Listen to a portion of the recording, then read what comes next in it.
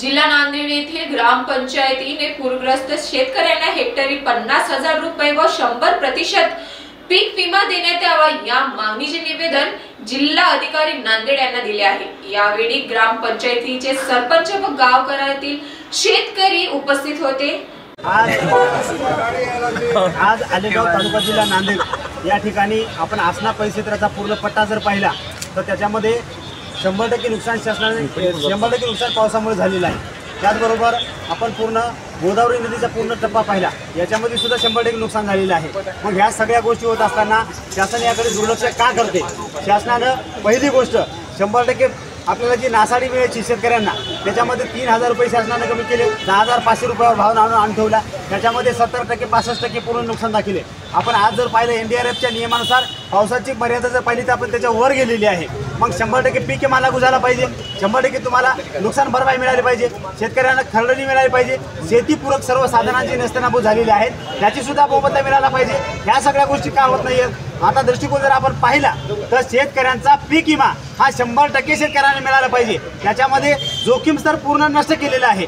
कंपनीचं भलं होण्यासाठी शासनाने प्रयत्न केलेले आहेत आणि हा शेतकऱ्यांचा हजारो कोटी शेतकऱ्यांच्या खिशामधून शासन भरती करत आहे, भरपाई शासनाची करत आहे, शासन वसूल करत आहे आणि शेतकऱ्यांना देण्याची वेळ आली तर शेतकऱ्यांना तुटपुंजी 25 ते 85, 70, 80 रुपये शेतकऱ्यांना गुंठ्याला मिळतात। या सगळ्या गोष्टीचा विचार झाला पाहिजे।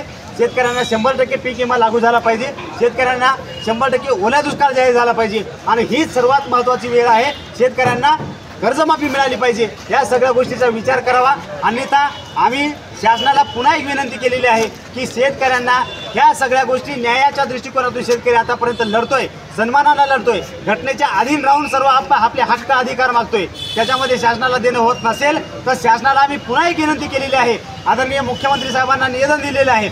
या निवेदनामध्ये आम्ही सांगितलं की बाबा सर्व शेतकऱ्यांना मुख्यमंत्री नेहमी म्हणतात की कायद्याच्या चौकटीत आणि अटीमध्ये बसून आपण प्रयत्न करू आणि कुठल्याही पद्धतीचं कर्जमाफीचे असतील, शेतकऱ्यांच्या अनुदानाचे प्रश्न असतील, दुष्काळाचे असतील, नासाडीचे असतील, या सगळ्या गोष्टीचा विचार करतात। आम्ही त्याच पद्धतीने मागणी केली की बाबा शासनाच्या सर्व चौकटीमध्ये बसून शेतकऱ्यांना गांजा लावण्याची परवानगी मिळाली पाहिजे, शासनाच्या सर्व चौकटीमध्ये बसून शेतकऱ्यांना दारूचे लायसन मिळाले पाहिजे विनाअट, कुठलीही आट न ठेवता शेतकऱ्यांना दारू विकण्याचे देशी दारूचे लायसन मोफत मिळाले पाहिजे। त्याचबरोबर आपण तिसरी आट शेतकऱ्यांना शासनाला आपण विनंती केलेली आहे की शेतकऱ्यांना जुगार सट्टे चालवण्याचे सुद्धा अधिकार मिळाले पाहिजे।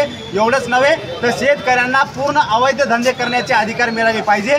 या दृष्टिकोनातून कुठलेही आट न टाकता आपण शेतकऱ्यांना विनाअट सगळ्या गोष्टी देण्याचा प्रयत्न करावा आणि शेतकरी सुद्धा ज्या पद्धतीने अंबानीची, अडाणीची तुम्ही हजारो कोटीची 10, 15, 20 हजार कोटीची तुम्ही प्रॉपर्टी पूर्ण कर्ज नष्ट करताय, अगदी त्याच पद्धतीने शेतकरी सुद्धा अडाणी अंबानीच्या बरोबर आला पाहिजे। त्यासाठी आपण सर्व मायबाप शासनाला विनंती करतोय की आपण या दृष्टिकोनातून शासनानं शेतकऱ्यांना सुद्धा तोंडाला पाणी न पुसता शेतकऱ्याचं सुद्धा भलं झालं पाहिजे, शेतकऱ्याचं सुद्धा चांगल्या पद्धतीनं शेतकरी जगला पाहिजे।